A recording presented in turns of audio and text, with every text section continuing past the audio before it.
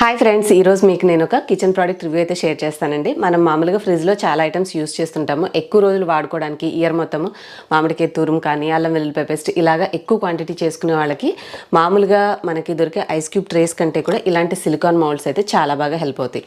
కొంచెం పెద్ద సైజులో ఉంటాయి. వీటిల్లో మనం స్టోర్ చేసుకోవచ్చు. తర్వాత తీసేసి జిప్ లాక్ బ్యాగ్లో స్టోర్ చేసేసుకుని డీ ఫ్రిడ్జ్లో పెట్టుకుంటే స్పేస్ కూడా సేవ్ అవుతుంది. దీని లిడ్ కూడా వస్తుంది.